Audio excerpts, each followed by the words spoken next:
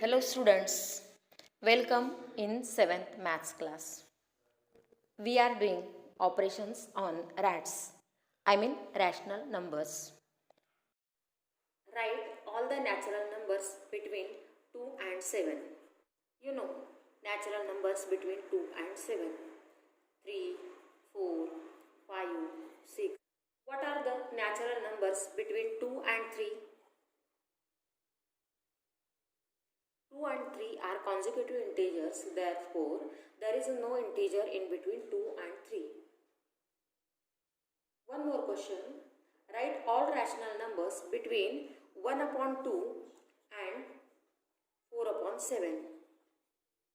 Rational numbers. For this question, we have to think for some time. So, let's take an example. Find rational numbers between the two rational numbers 1 upon 2 and 4 upon 7. For this, we will convert these two rational numbers into equivalent fractions.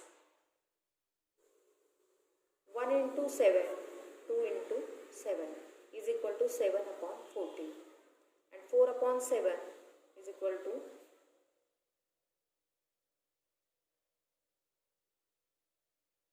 1 upon 2 is converted into its equivalent fraction with the denominator 14, and 4 upon 7 is also converted in equivalent fraction with the denominator 14.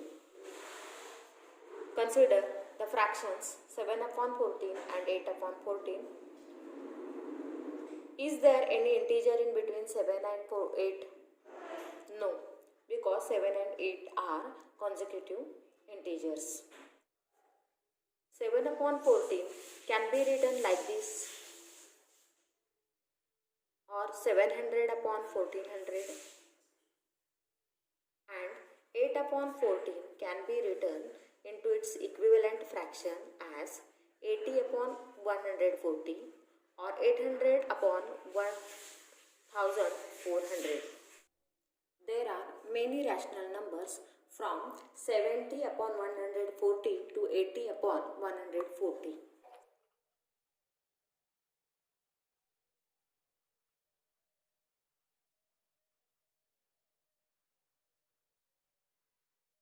Or in another way, see, 100.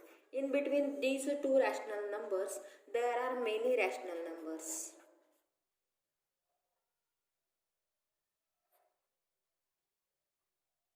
In this way, we can write many rational numbers in between given two rational numbers. As we go on increasing the denominator while writing the equivalent fractions, we get number of irrational numbers in between given two rational numbers. One more example. Find numbers between the rational numbers 1 upon 2 and 3 upon 5. 1 upon 2 is equal to 5 upon 10. And 3 upon 5 is equal to 6 upon 10.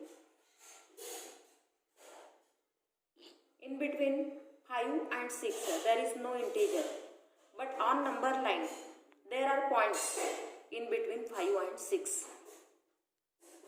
So we will find the mean point of the segment joining these 2 points 5 upon 10 and 6 upon 10. Midpoint is equal to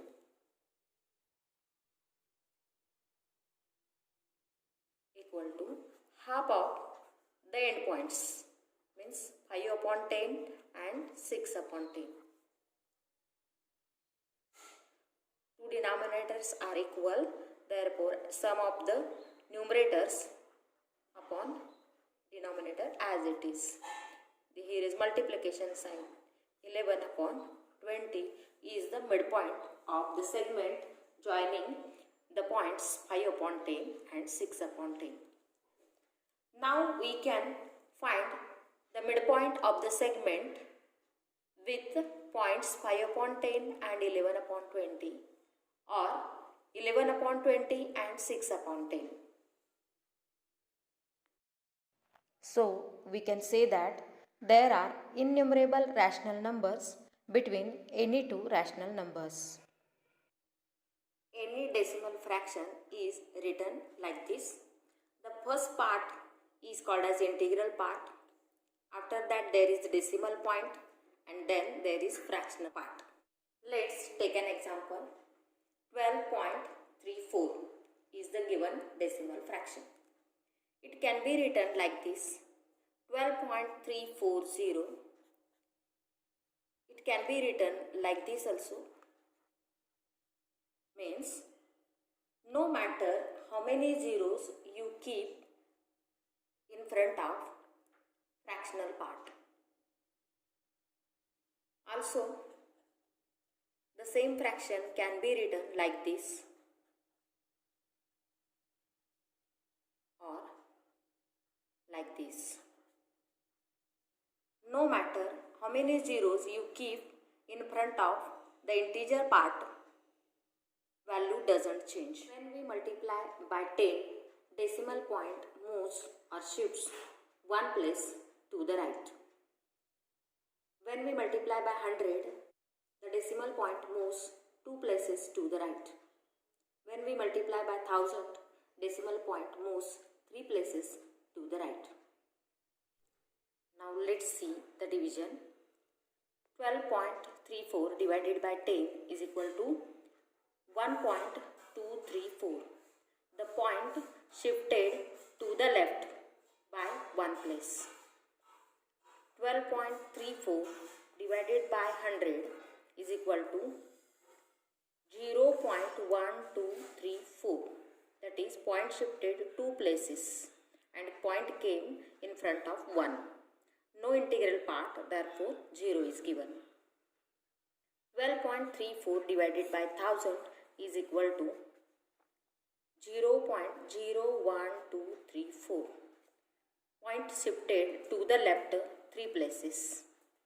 The third place is made by keeping 0 there.